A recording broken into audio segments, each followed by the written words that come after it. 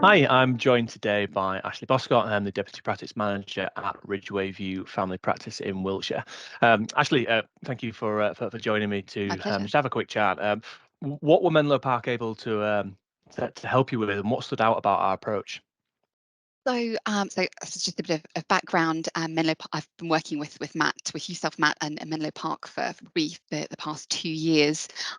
So we've and you and Menlo Park have supported us in placing two salaried GPs over the past 6 to 9 months. And just to contextualise, these vacancies had been open for around 18 months, actually 2 years, because we've been working together that length of time.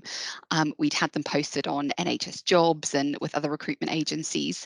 Yeah, so and for me, the thing that stood out most in relation to my dealings with yourself and Menlo Park was just the consistency in your approach and the regular check-ins.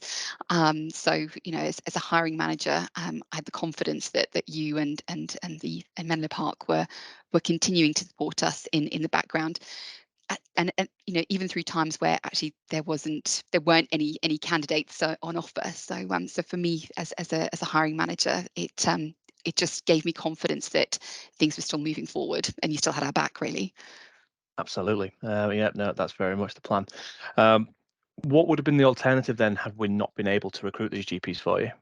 So I suppose the reality was we've had to fill these positions temporarily with locums, and obviously that comes with both financial and non-financial costs to the business. So eye-watering locum costs. And I suppose is the obvious one, but actually, depending on the locum that you have in, they're not always willing to do everything that work in the same way as a salaried GP might do.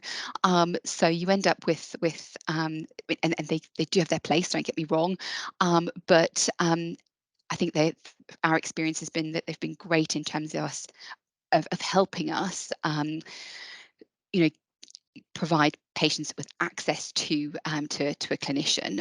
But it does leave a wake of additional admin for our salaried and employed staff to then sweep up and manage along the way, and ultimately that's just not a sustainable solution, long-term solution. So I suppose it was the impact would have been that would have continued, and we would have had to start thinking really creatively about how we manage that.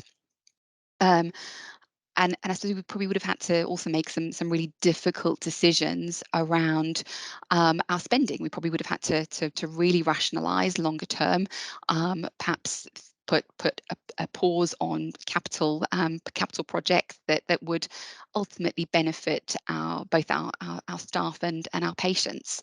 So which was never a point we wanted to get to. So thank you for your help in recruiting those salary GPs. Yeah, no, you're very welcome. Um, Obviously, we had a really good relationship in Yeah. that time, and I think you very much you get it. You get what the approach is, and you Yeah. get why we're doing what we're doing. Mhm. But there are a lot of practices out there that are still skeptical. Maybe they've had a bad experience, perhaps, or Mm. just unsure of what's involved if they haven't gone down this route before. So, what would you say Mhm. to a practice that was skeptical about working with a company like Menlo Park?